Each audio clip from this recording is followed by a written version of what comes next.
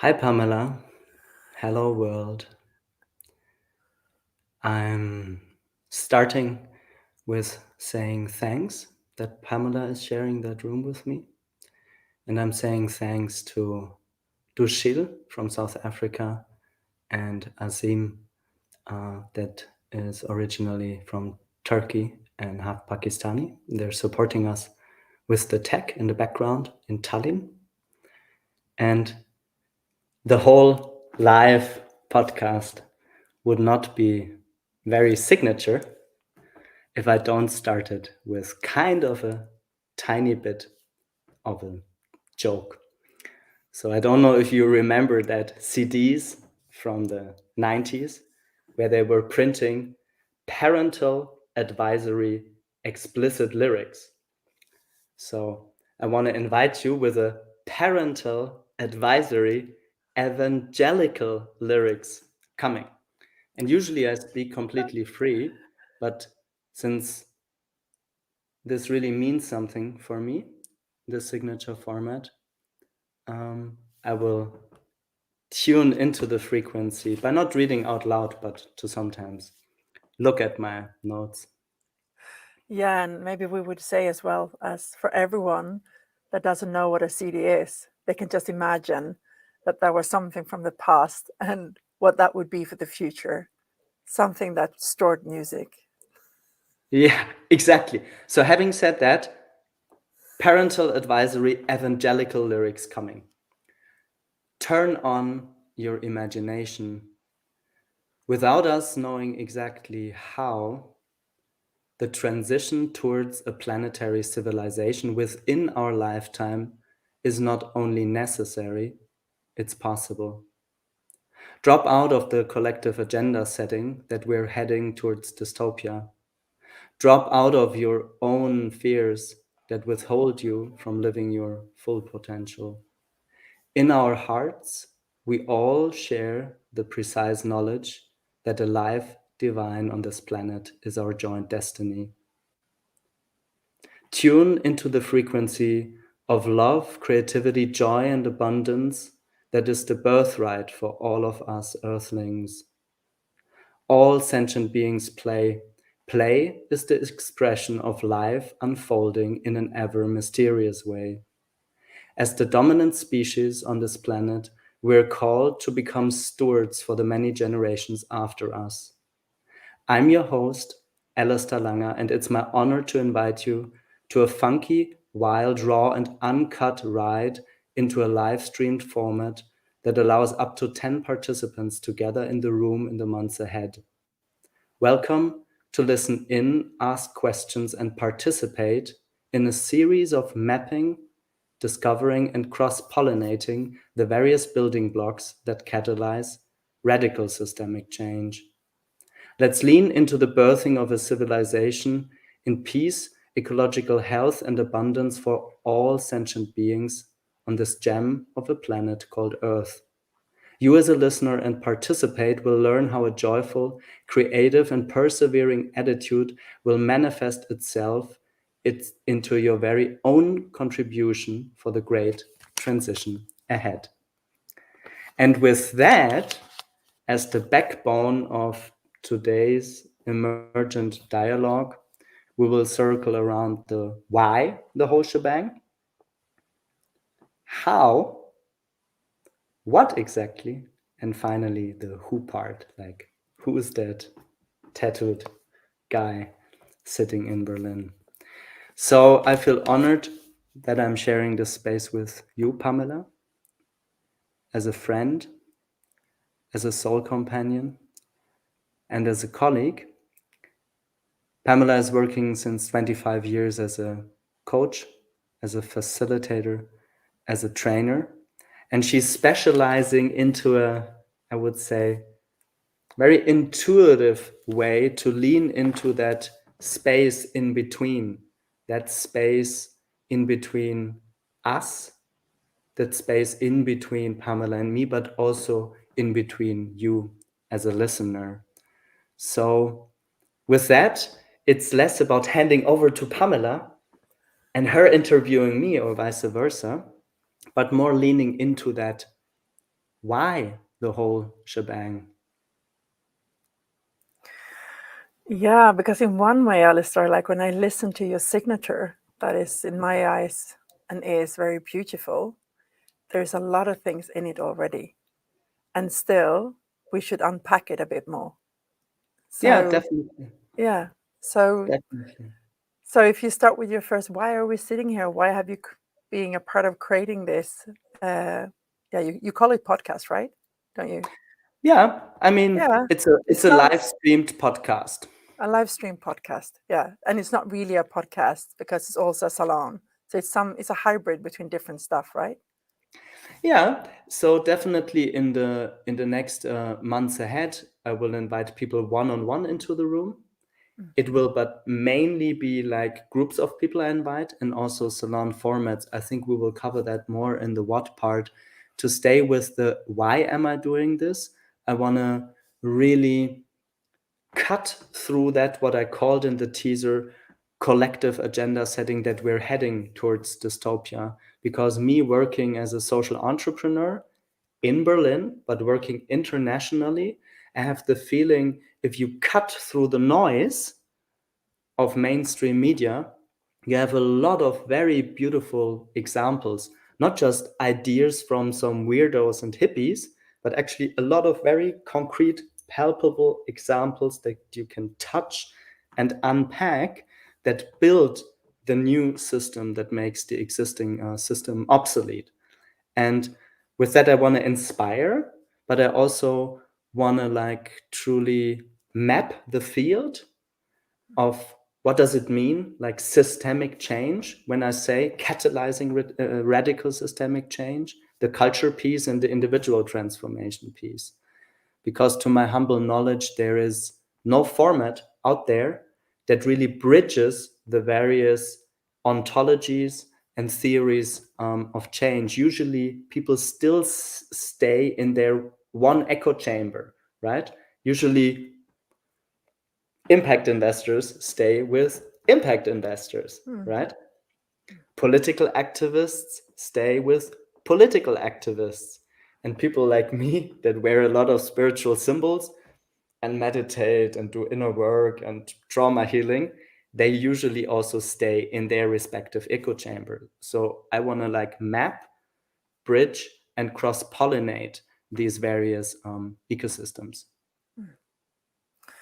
And just to be very clear, the reason for that is that because you see that we are in one system and we're moving towards a systemic change, and we need to bridge that and support that change to happen. Is that a part of like the ground foundation of your whole initiative?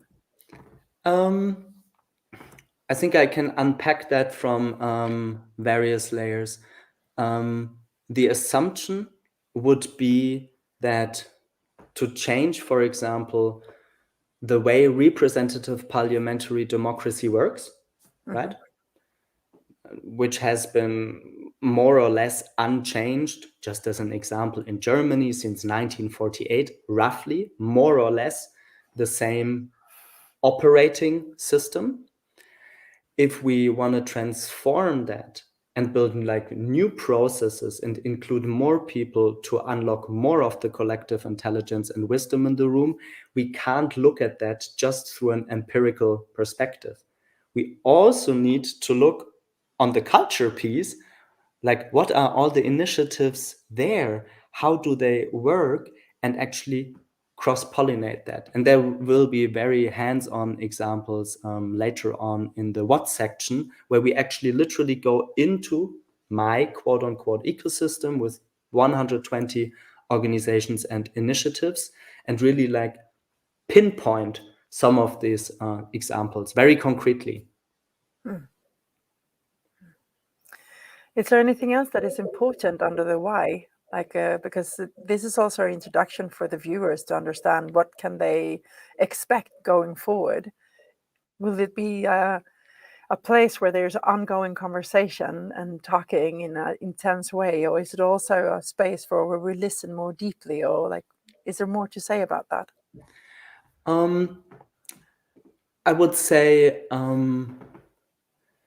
the why is not only the inspiration, The why are like concrete examples that I think could serve as a North Star for yourself if you want to contribute towards the great transition ahead, because most of these projects rely obviously on people like either working for them, funding them, being part of the team, scaling the endeavor, making it more well known, or create strategic alliances in between these initiatives. So it's definitely not only the listen to this, get inspired, and go to bed part. It would be more like, oh, if you're really inspired and you really want to help scaling one of these endeavors, give me a call, write me an email, connect with me, because I'm mainly now acting,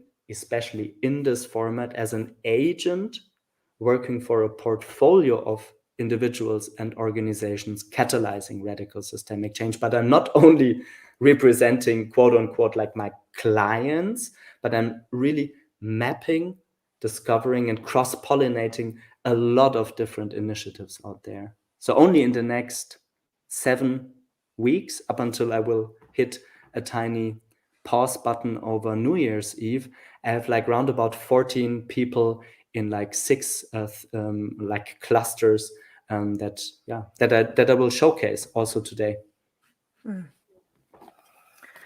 Is there anything else around the why that feels important, Alistair, to voice before we move on to the how? Just looking into my notes. Yes. I want to circle around that word radical because it's so much at the core of my brand and part of the headline. So, why the word radical, right? Radical comes from Latin, it means like root.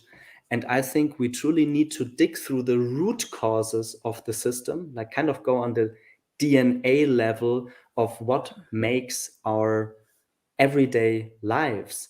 So we will talk about institutional change and value. So why is our economic system working the way it works? And what actually could we do to transform that very foundational layer of our economic system? Another thing where I think a radical systemic change comes in, we will cover that a little bit more in the why part. I personally feel most of humanity, not everyone, but most of humanity is collectively traumatized. And since I burned myself pretty severely as a child, la la la, yada yada, we will cover that later. And I did a lot of therapy myself to unlock that potential that wants to unfold through me. One of the core questions is also how can we institutionalize personal development and healing, and also healing the various traumas we are carrying. So this again is on a very foundational layer of what I perceive of how our societies function today. But I'm fine to move on with the how. Yeah, I'm also I'm also gonna I would like to share when you say your relationship to radical, and you say that you go to the root of that word, that is like cutting through and going to the root of what's really there. For me, radical also touches in like to be on the edge of what's needed, and like by going for what is actually the core problem or the core issue or the core challenge, to be able to see that and actually pushing the edges from that space. What do you say when I put out that perspective?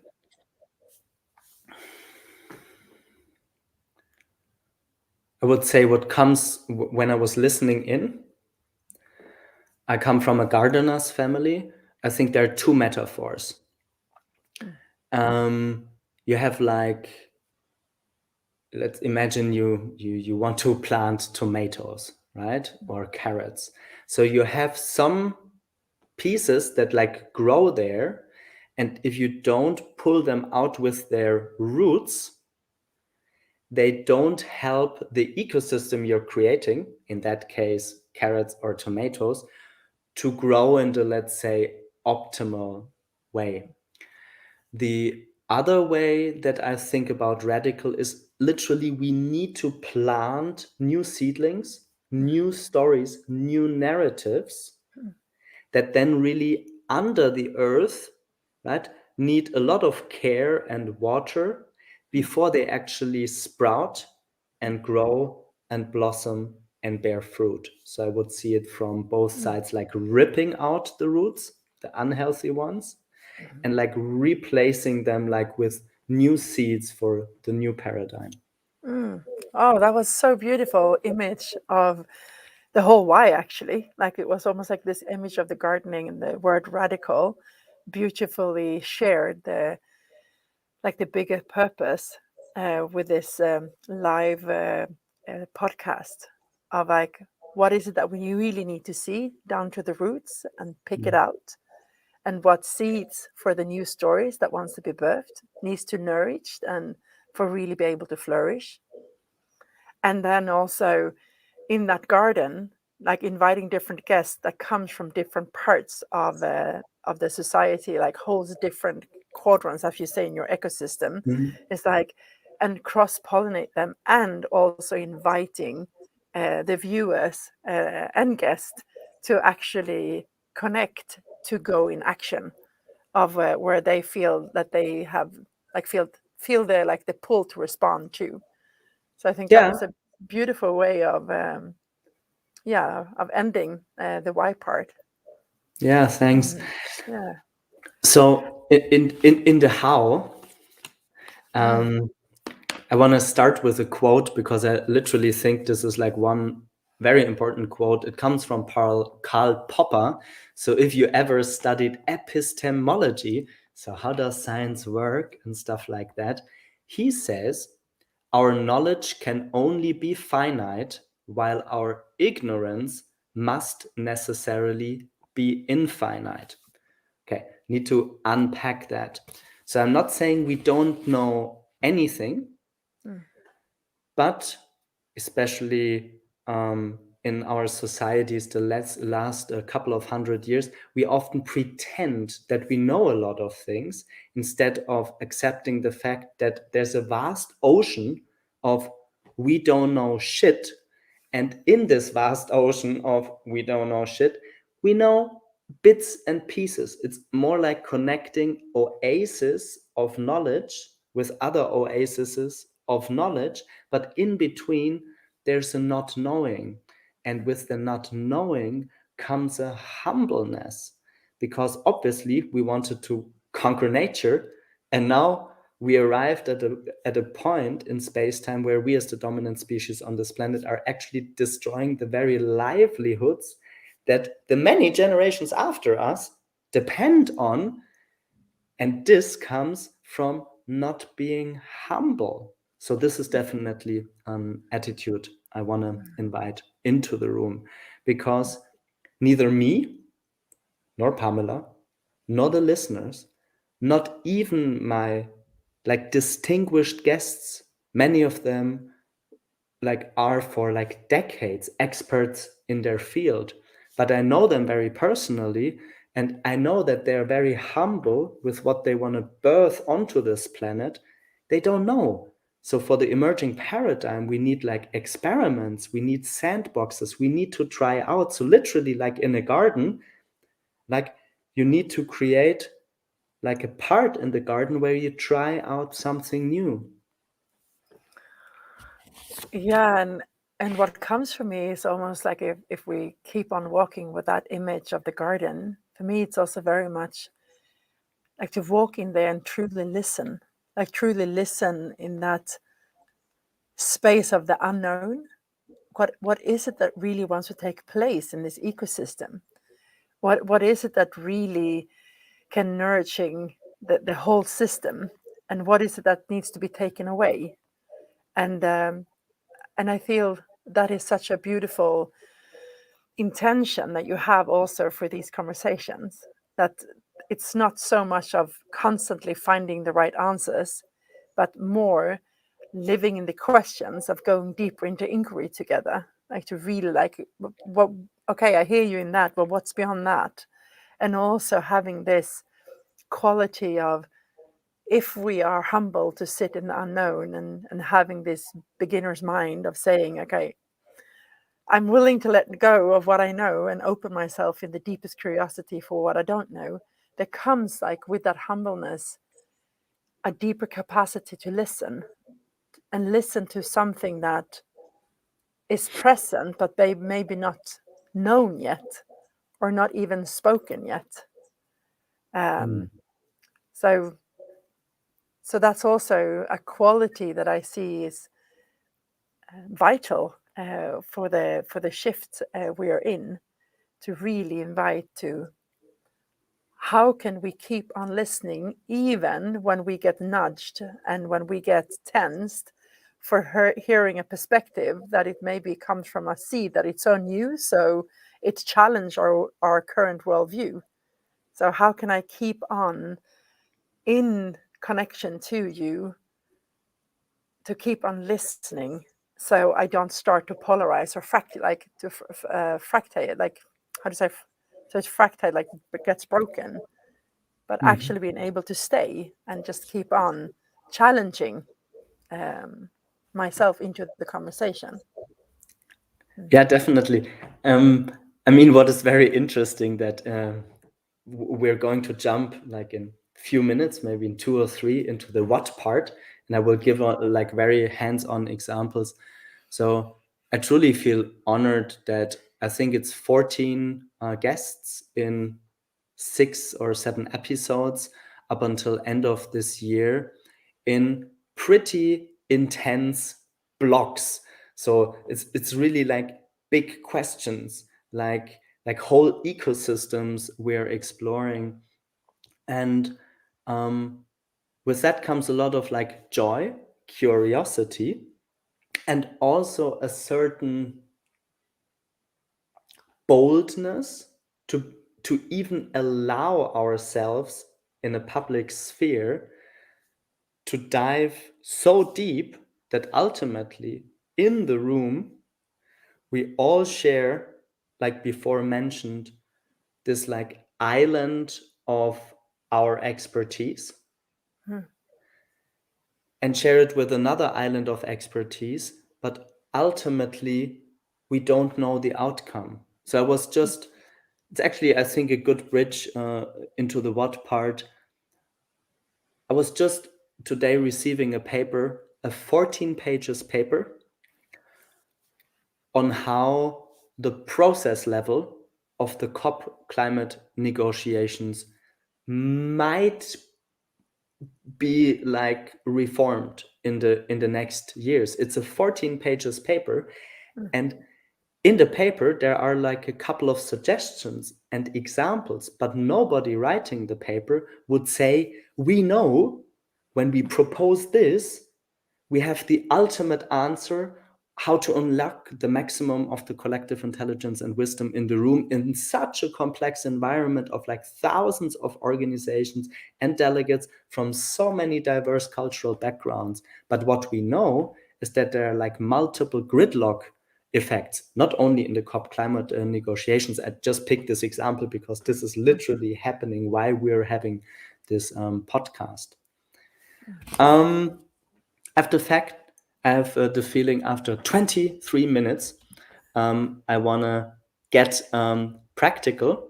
So for everyone that listens afterwards and is not watching this format, I recommend you click on the link in parallel or afterwards to look into my ecosystem on my website. It's like alistairlanger.de/ecosystem, but obviously this will also be provided on like Anchor FM and the other parts where we will host like the audio only.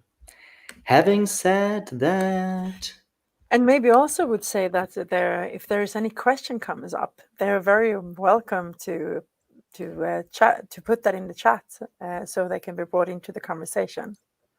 please, everyone that watches live and you have questions, don't shy away, ask questions.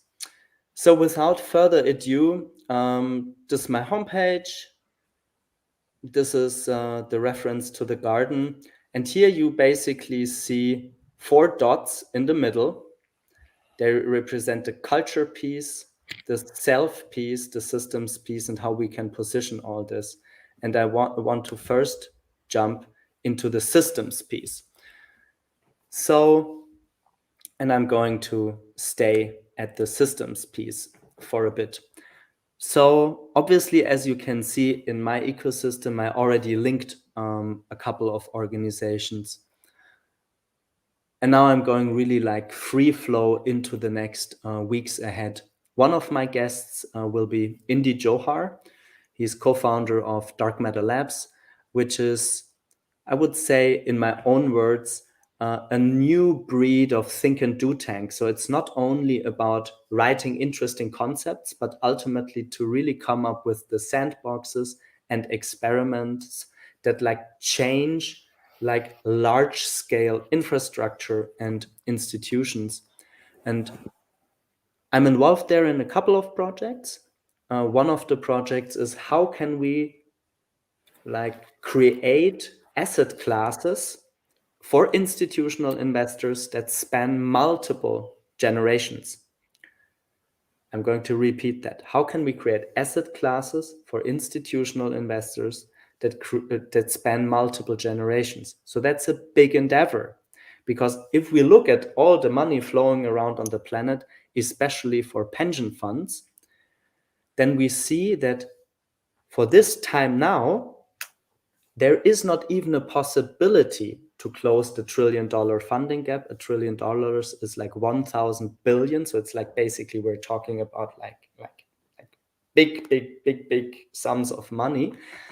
And if you wanted to invest into a forest with maximum biodiversity, this usually takes way longer than, for example, asset classes allow now. This is literally just one example, but it shows the complexity of the endeavor of some of the challenges we face and where I want to bridge ecosystems.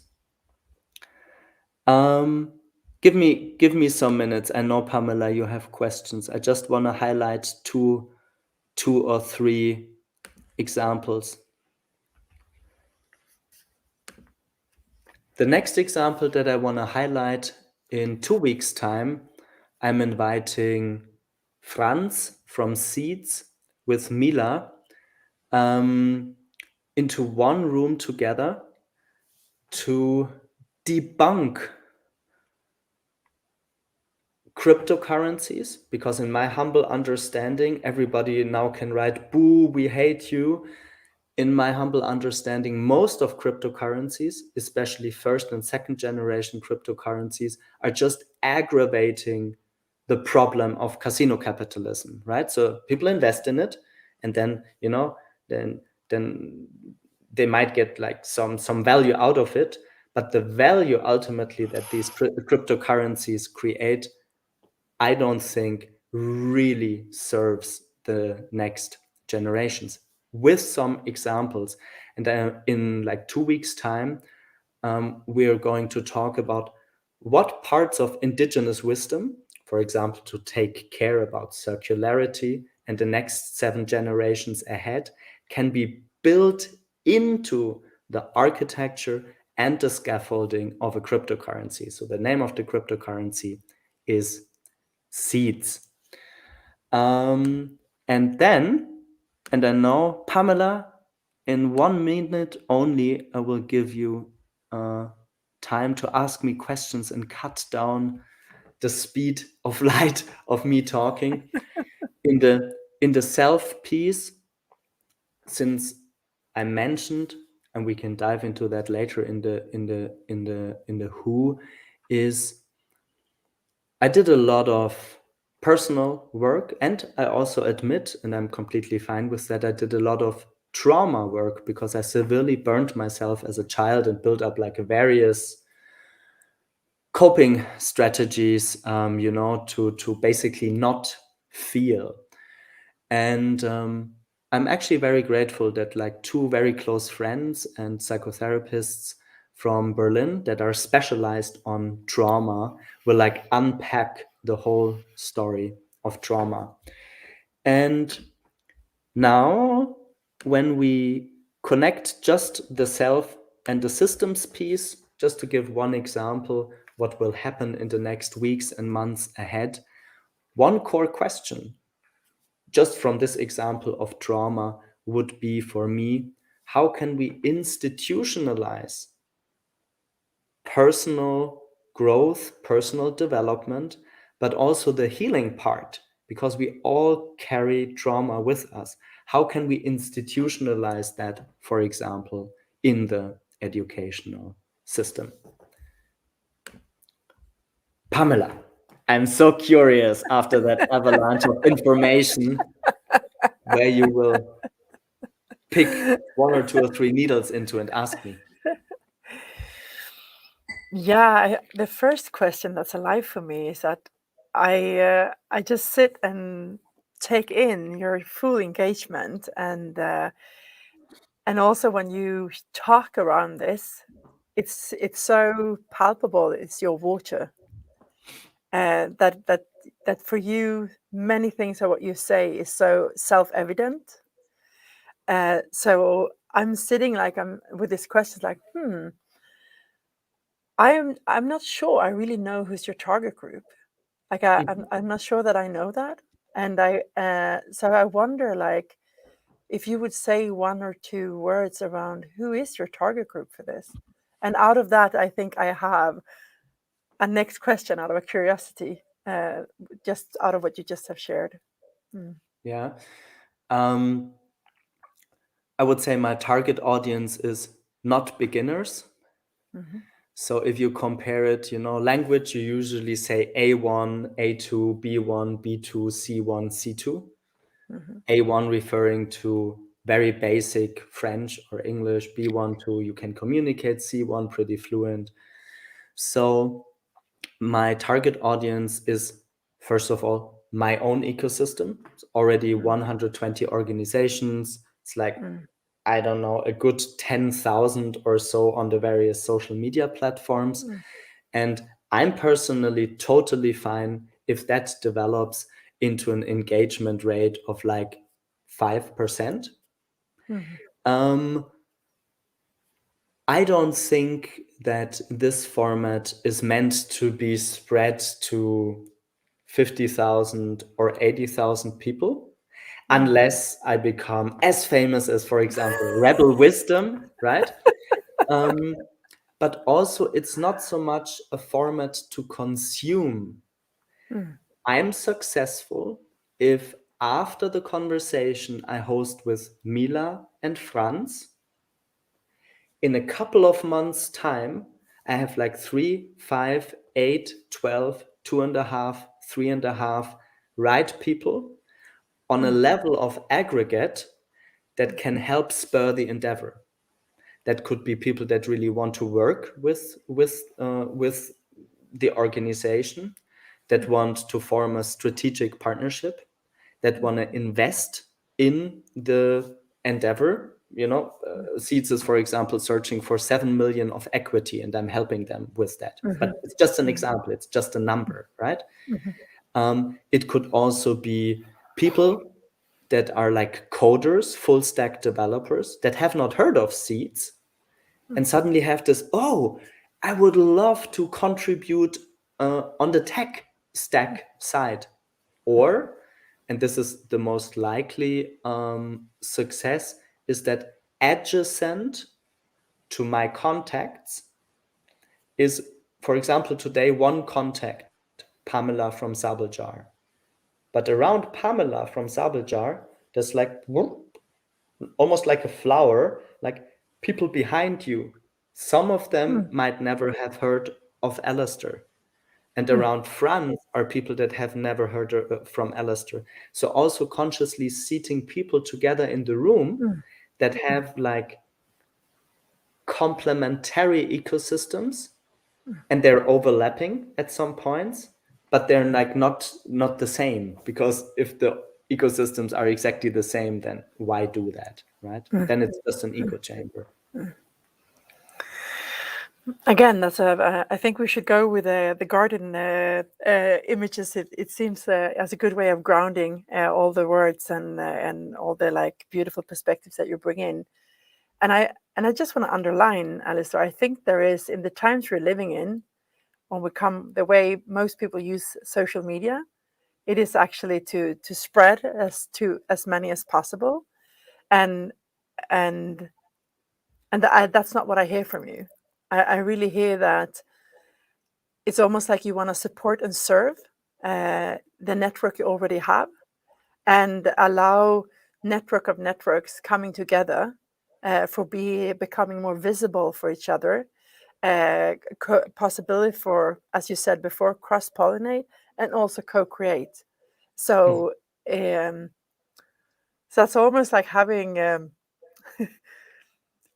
probably after work is the wrong word, but in a way it is to have some kind of platform for a collaborate system. It's I think that's something very beautiful with it. Yeah, let's stay with that for a minute. So the distinction that I would personally do, and it's a crude abstraction, right? But this is not a B2C format. This is not something that you like consume and then you have like learned something and that's it. It's a B2B product in the sense that less maybe from today, besides you're getting to know the format and Alistair if you did not know him before, or Pamela. But definitely when you hear about seeds and cryptocurrencies and indigenous wisdom and how we want to buy like large, like bioregions of land, right, and give them back to indigenous, then you should internally be okay, this is interesting, how can I contribute?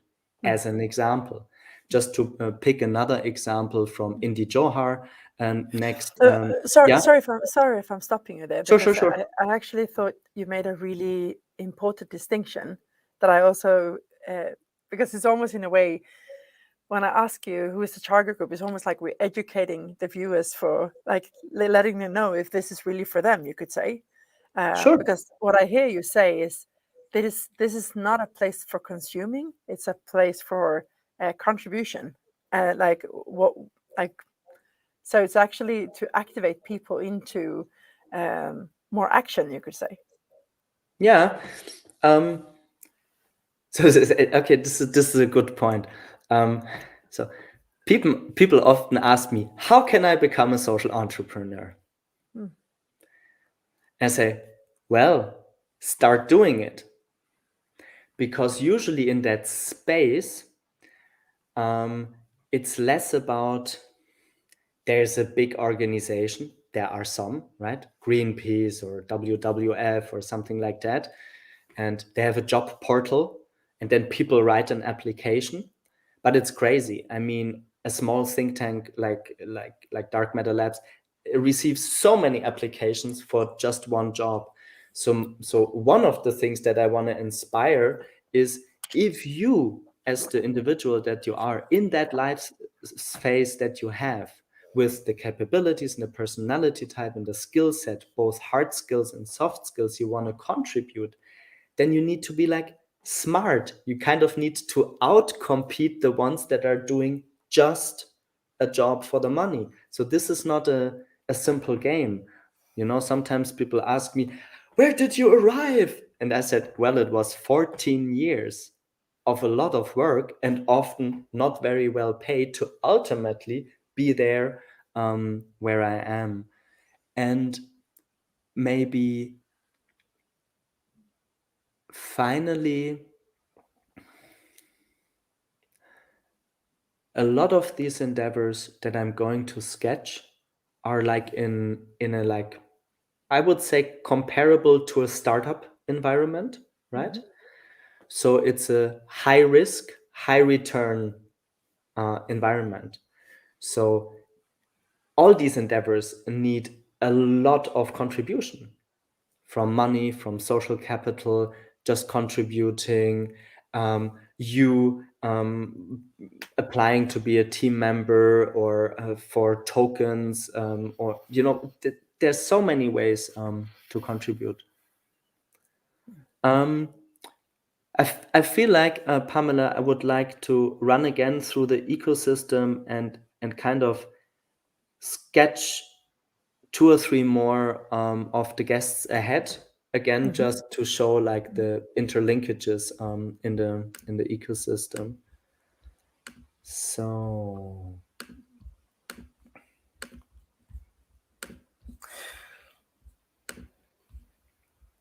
in the culture piece.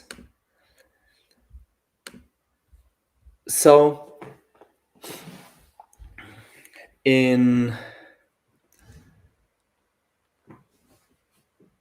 now I forgot exactly when, but I will look here so that I don't say the wrong thing.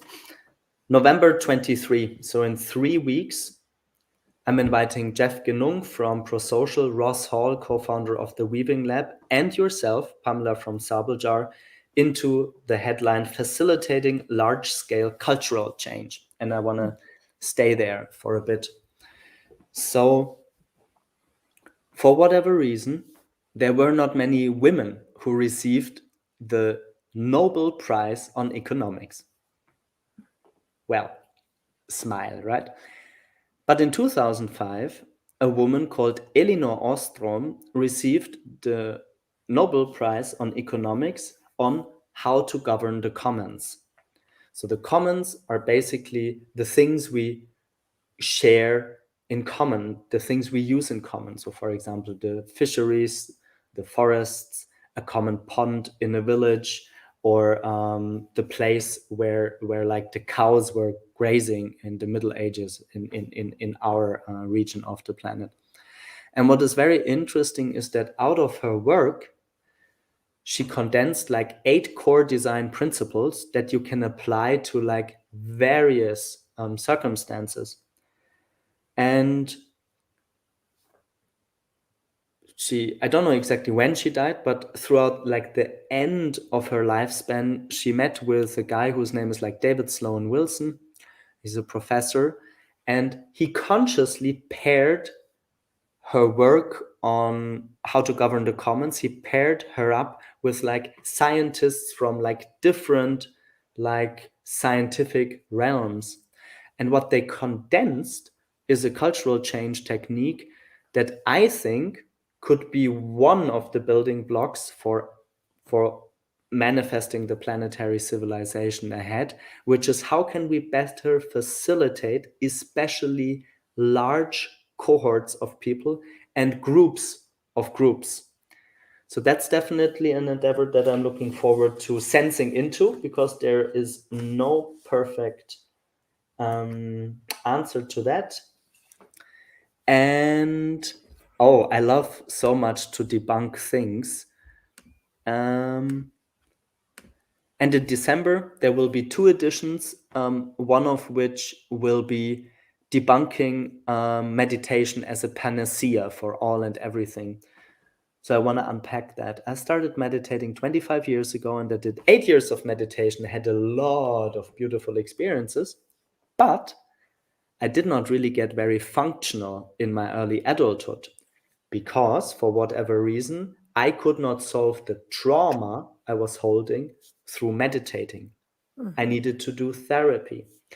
But since mindfulness and meditation has so much become a commodity, and it's like very trendy to Instagram yourself meditating and stuff like that, I'm looking forward to like 2 close friends of mine who have a very, very rich and like decades long meditation experience, but also know the therapeutical part, is to just unpack that. Because meditation, first of all, is not one thing. Meditation is a little bit like eating. There's like hundreds of different like methods out there. And secondly, also, it does not necessarily help everyone out there, depending on the personality type, or also, let's say, the emotional debris you're holding. And the very last edition on this year's time will again be on the systems piece. to really cover all the four quote-unquote quadrants, so the systems piece, the culture piece, and the self-transformation piece. And ultimately, I want to help position new narratives, inspire people, and like I said, cross-pollinate and really weave these alliances together with the format. I think that's round about it on the what part, right? Yeah. I I don't think know. I don't know why, but I get this image in my head when I was listening to your last part, and it's so far away from a garden. But I don't know if have you seen the movie I'm a Legend with Will Smith? Have you oh, seen I that watched movie? so little movies. I'm so All bad right, at it's that. it's a movie like a it's a really like a dark that's I think it's a virus has been spread on the on in the world and there are zombies like during the nighttime and he's just going to a point every day he goes to like a pier because there is he can broadcast from a radio signal there and he's Mhm. just broadcasting out like every day in an empty world of just trying to find someone else who survived this like big catastrophe and it's almost like I get this like for this your initiative with this live podcast it's almost like I get that sense of like a broadcasting a pulse out there in the network of networks and to find each other to share with each other and come together and to act like to come into like action with each other so it's almost like I see when I listen to you I get the sense that it's almost like that maybe there is like two purpose of this because I hear that you say that your target group is people who understand that the this integral worldview of the four quadrants, like who already have a quite high understanding of the systemic shift, and that we can't only focus on one quadrant to create that shift. If we're just focusing on the self part, we would not go all the way. And it's the same thing as you said. If we think meditation can heal trauma, that is also like a pitfall we fall into. And if you think that whatever goes on like in culture can that every quadrant is needed for actually creating some kind of uh, sustainable systemic shift and at the same time I hear this also for everyone who like through the social media taps into this and they know a person who's interested in the different fields or subjects that people actually are speaking about and coming together, that they can also connect. So they can become a part of the network and they can become a part of the project. So yeah, I don't know what you say when I say what you think when I say that, but I see like two pulses, both like supporting network and networks to come together, but also bringing in people who feel that they want to support in different ways the different endeavors as you say it. Yeah.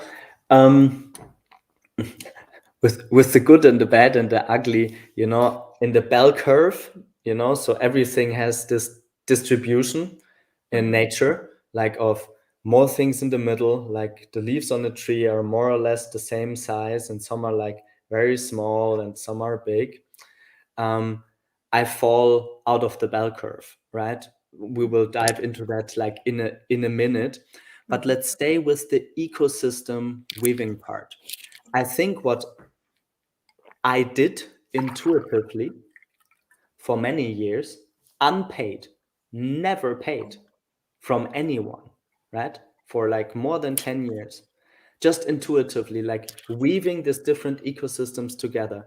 The meditators and the healers and the shamans and the yoga teachers with the culture people and the systems change people. And only this year, after 14 years of a career, found a sustainable business model so that a couple of organizations are paying me a bit of a retainer and giving me the freedom to weave these ecosystems together. Obviously, not just like randomly. Sure, I get like targets and where they want to position themselves. I think my job, like this ecosystem weaver job, Mm-hmm. will be a job and a job description in 3 years, maybe 5 years time.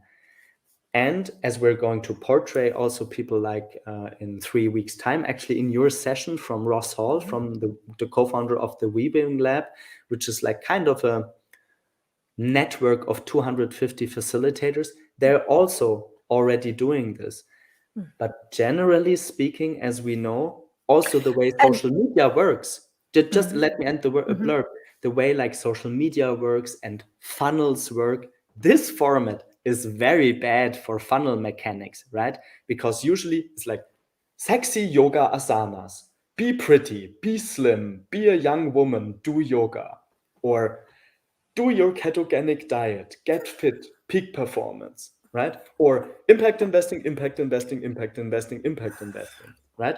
Or political activism, political activism, political activism. So in the sense of this being successful, I don't know in terms of numbers again, but in terms of weaving the ecosystems together and creating the serendipity and the likelihood for truly something new emerging in between the cross-pollination of the ecosystems, this is where I ultimately like, quote unquote, measure. Like if I have a KPI, it would be strategic partnerships in between ecosystems that have not been strategically cooperating before.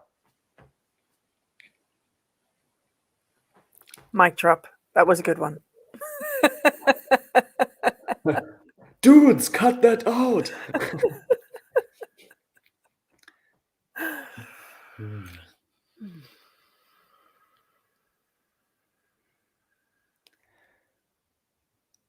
Yeah. I feel drawn towards starting the who, like who is the host, with a vision I received. So I will be like jumping forth and back in my biography. But before you do that, Yeah, before you sure. do that, I would just like to draw up our like attention to the present moment. Like if we start with who, and that would be you, like who is behind this, right? Like how does it feel so far? Like we've been sitting here 52 minutes and 32 seconds, and you've been talking in the speed of lightning and sharing your heart out of the vision and the whole why of this live podcast. How does it feel right now?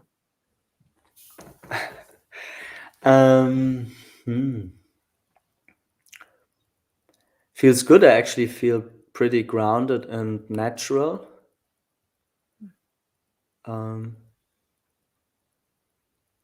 Interesting that you say this like speed of light thing, because obviously it's a good thing that I don't translate in between German and English. So in these modes, I'm truly thinking in English.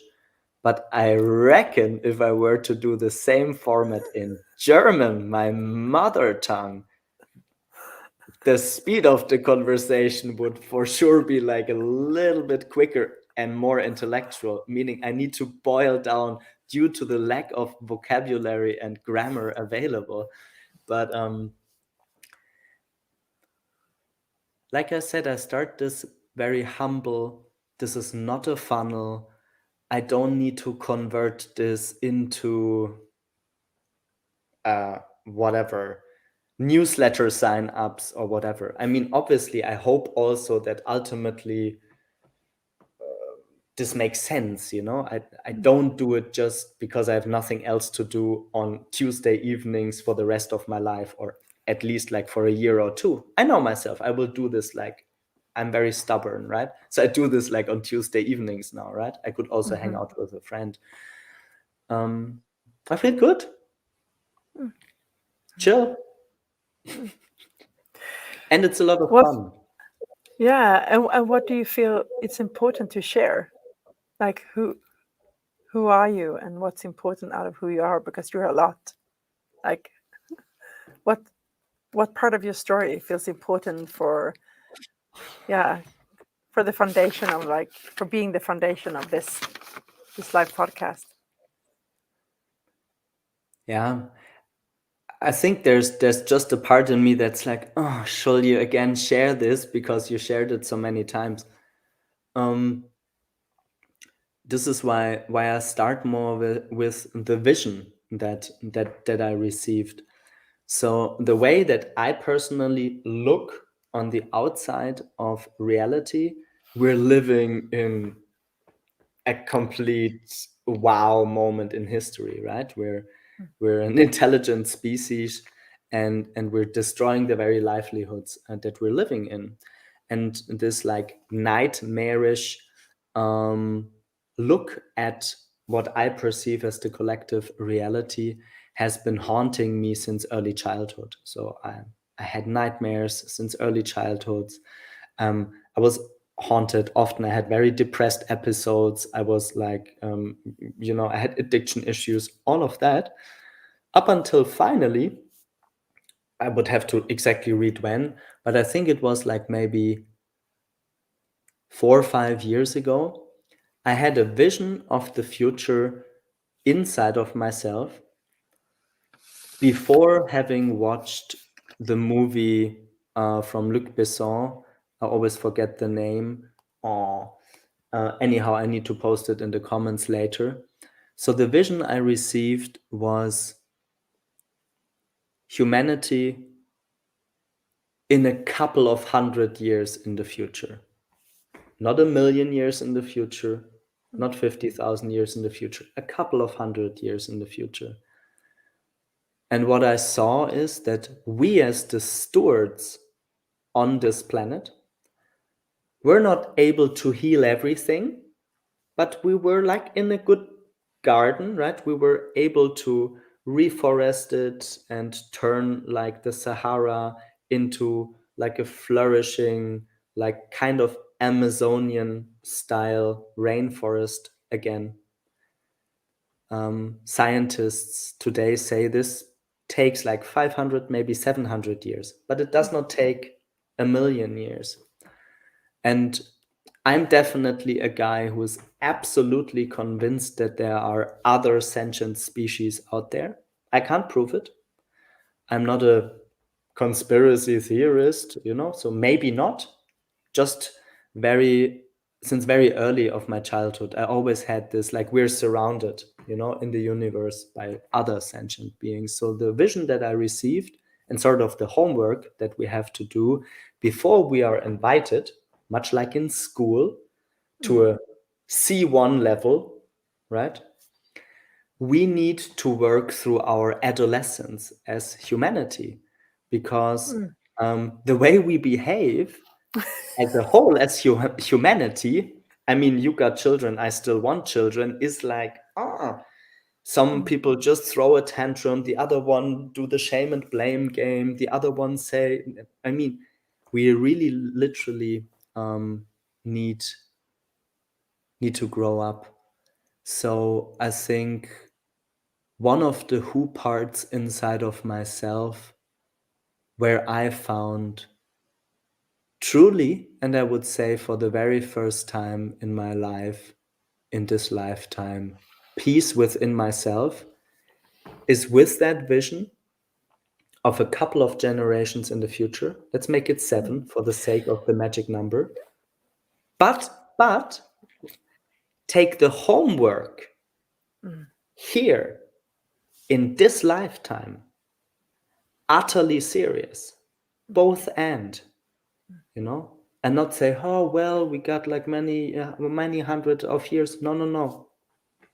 The radical systemic change needs to happen in my lifetime. Yeah, I would like to say something here that when you share, they evoked a couple of things in me. And that's, it actually, I don't know why, but it hit me quite clearly yesterday, actually. And that was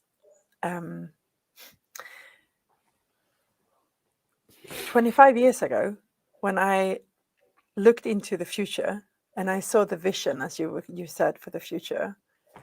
I was younger and more naive, and I thought that the systemic change that I saw was needed, like, for example, in the school system, and how I could see that the leadership that is required for really unfolding potential in individuals and in organizations. And I thought that would take, like, give me 5 years. And I really overestimated my capacity to create change. And I really overestimated, like, the time frame. But when I look now, I realize that approximately 25 years later, a lot of the things that I saw that would be possibly, and that I've been working for, like, consistently, and not only me, of course, we've been many over the whole globe, that is actually a fact now, both the beautiful, like, positive changes and shifts that has happened, and also the gaps and the frictions that I saw that was already then. It's like, wow, there is something else needed here. We're going in the wrong direction, or this is, like, really outdated. And I just realized that if there are so many people right now speaking about things that is going to happen, and that has always been like that in different period of history, I just realized, like, wow, in 25 years there will be a lot of things that we see today that will have happened. And what is our responsibility to show up, as you just said, even more in that? Uh, yeah, it's Yeah, let's. mm, I like that, and I also would like to unpack that for a bit. So, because I don't think the challenges, if we come back to that odd quadrant scheme, which is again mhm, mhm, systems change, culture change, individual change, and how do we position these new narratives?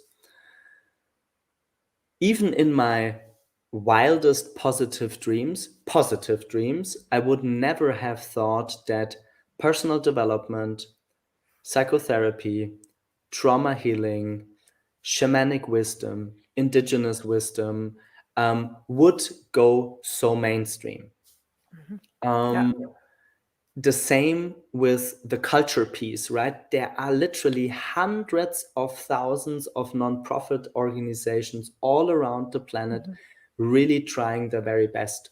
mhm, A thing where I really agree with some of the guests that I will invite that like put the emphasis on the systems part is just if the very superstructure or the infrastructure of like how money, the monetary system, the stock markets, institutional investment, our democratic or often not so democratic institutions work, the process design of the United Nations with the multiple gridlock effects, with the like the way it was constituted after the Second World War. So if we don't change that overlying superstructure, then a lot of the very well-intentioned pieces, right, mhm, um, cannot flourish that much, which basically means, and this is really actually also good to understand, is it's important that we meditate and we cut through our own biographical drama, we find the right partner, and we step up to our potential. Da-da, okay, important piece, and a lot of work.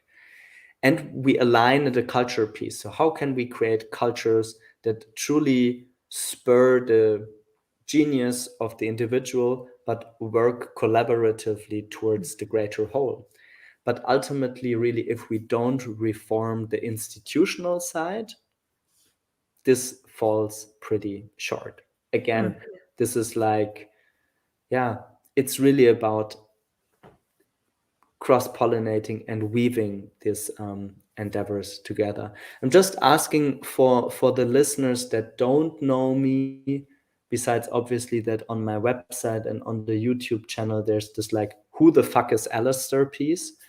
Um, I really ask myself as the host what is important. Um,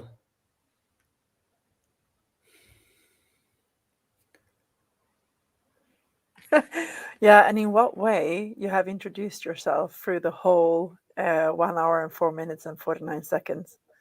Because in one way, it's very obvious what's important for you, why it's important for you, what have you been doing through your life journey, like out of what's important for this context. So, so I feel almost like ending with a quote. So and maybe also asking yeah. yourself, Alistair, is there anything that feels important to share out of who you are as a host for to just ground this whole initiative even deeper? Mm.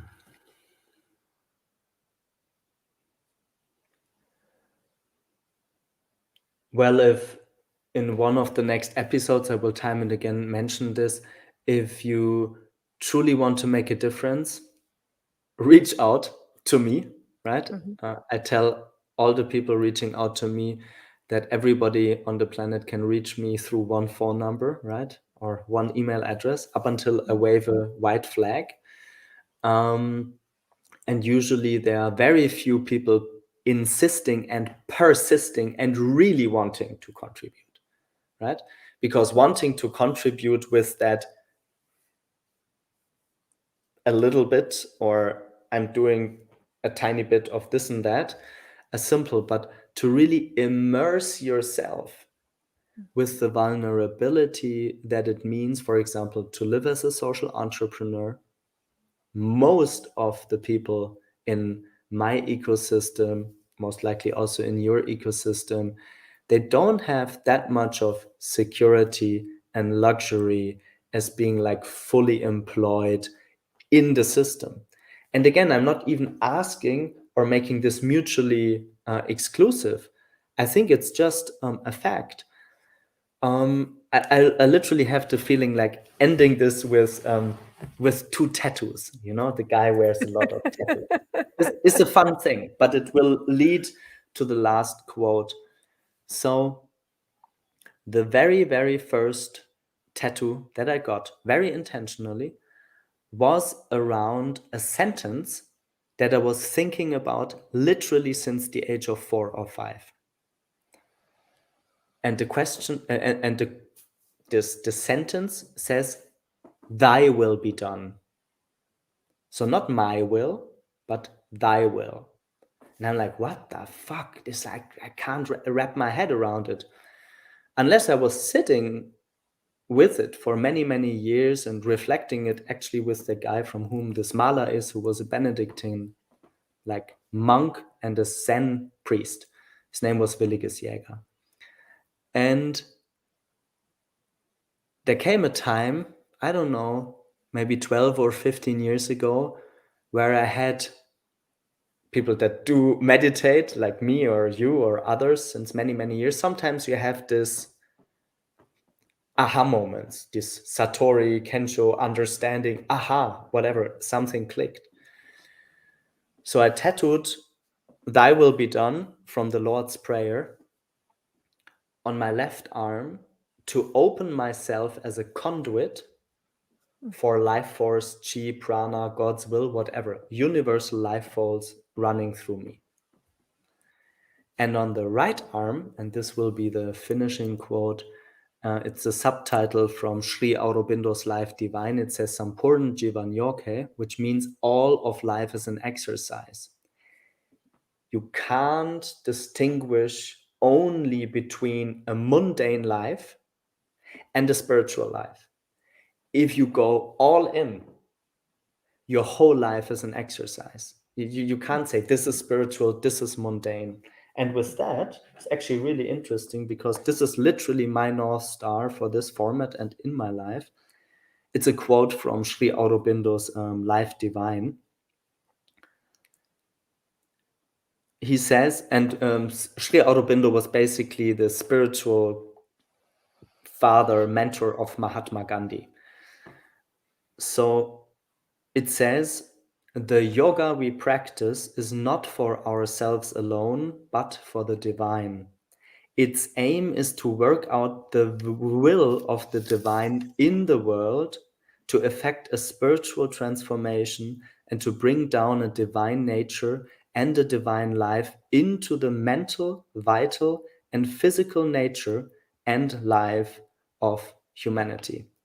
In my own Western words, from scarcity to abundance, from hierarchy to co creation, from performance to healing, from competition to co opetition, from head to heart, from egoism to becoming stewards of ecosystems, and from patriarchy to a well balanced of the divine feminine and masculine.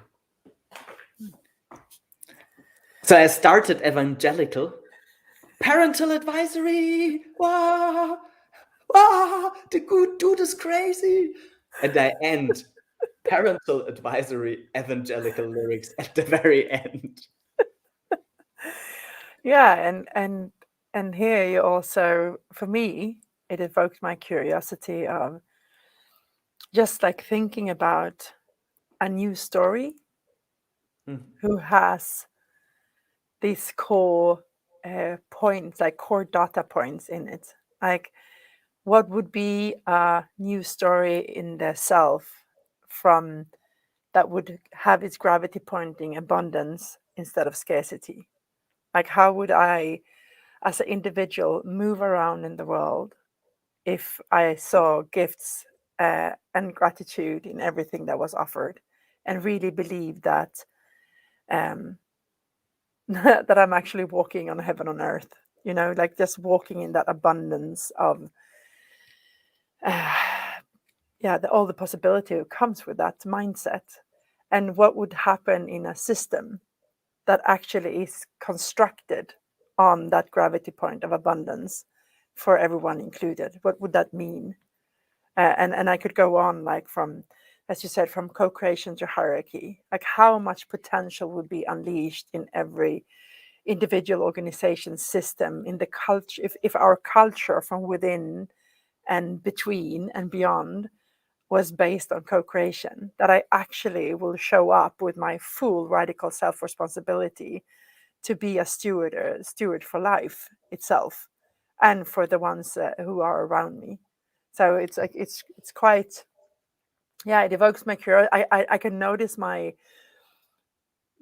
capacity. I can't fully go to a space where I see it unfold, like fully how it would look like. I can just notice on a very deep level that it evokes a deep curiosity. Uh, Yeah, and then of course I'm just like, okay, how do we create a culture in organization that is founded on these data points, for example, and how would that become part of, like, what systems is needed to create that in, like, I'm thinking about where I have a lot of experience, like in the school system, for example. How is a school system constructed to create a culture in every single individual who is a part of that system that actually creates a mindset from abundance instead of scarcity, or co-creation instead of hierarchy, and so on. Um, yeah. yeah. Um, No, I like it. It's like sensing into where's a good you know organic end of the yeah. discussion. I thought it would be with that funny quote, that, or the parental advisory evangelical lyrics, but I need to pick on that, and again run through the systems, the culture, and the individual piece. And I take myself as an example.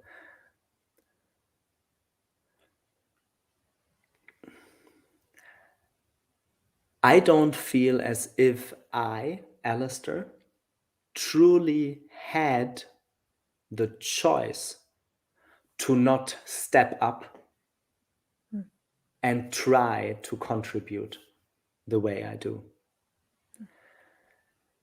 And I feel incredibly privileged that I hold a German passport, that I'm intelligent, that even in Germany, I belong to, I don't know, maybe the 10% of the people, right, that have the resources, the family background, the friends supporting me, the cultural system supporting free speech, that I can just talk about stuff like that, right?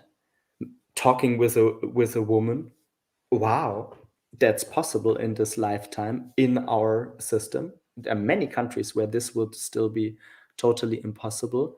And also ultimately, for the very first time in my life, like being able to support myself and my ecosystem financially, like stable, meaning a lot of what I put on this table in this space in between of us is, I feel really very privileged and honored to be able to do the work I'm doing. I mean, I've worked super hard for it. It's not that I'm also a bit proud. I'm like, okay, Alistair, you were like, I do a lot of weightlifting. You were doing a lot of weightlifting to arrive there. But not taking this privilege for granted, because ultimately it's not about me. Ultimately, it truly is about the others. It truly is about the next generations, because my lifespan on this planet, I mean, it's just a speck of stardust in infinity.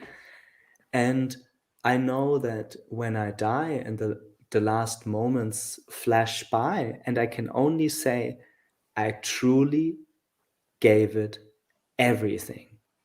Maybe not every day. Sometimes we also need to rest and hang out with friends, or, chill in the spa, but I really tried it, right? Yeah, and I think there, well, I get an image, Alistair, that humbles me when I hear you speak now in the end, and I get an image of a cathedral. Like we don't live so much in the time zones of thinking about 7 generations in front of us, but actually, I don't say like the reason for building a cathedral, or sometimes maybe because I wanted to be remembered in the future, but it required something profound that I see has been a bit lost in our culture. And that is to start a project brick by brick and knowing that I will not see it finished in my lifetime. But I put that brick every single day of my life with joy and everything else that comes with life, and keep on building until someone can take over, and keep on building brick by brick until that cathedral is standing there, able to host people who just want to experience life within it. And that's what I hear when I listen into the ending. And yeah, I think that's systemic change is maybe a project of 100 years, and we are the builders who really feel called for being stewardess for life, and we're willing to put brick by brick and show up with what we can and enjoy the ride as long as we live, but we just keep on building the brick and putting the bricks down. I think that's, yeah. So thank you for doing this. I'm looking And forward. thank and and thank you for sharing that space with me. Thank you, Pamela. Yeah. Thanks again, Dushil and Azim in the background for the tech. And if you, as a listener, also asynchronously, be it watching or just listening, feel called towards connecting, wanting to do something, feel warmly invited to drop me a line. I'm sure also Pamela is open. And yeah, ultimately, it's really not only about inspiration, it's about doing. It's like getting Yeah. shit done. Like Yeah. there's so many challenges, right? Brick by Yeah. brick. I like that. Let's end it with the brick by brick thing. Yeah. And Alice, just a question. Also, I'm thinking about the viewers. If because I know you mentioned that this is like an experiment, like it's not in any way, it's you're iterating. So if they have any feedback or comments, like they're warmly welcome to send that in, and then we will see what we take from it in the iteration of this live podcast, right? Yeah, Yeah, absolutely. great. Perfect. Yeah. Pamela, thank Thank you. you. Yeah. Thanks, Pamela. Okay. Ciao. Bye.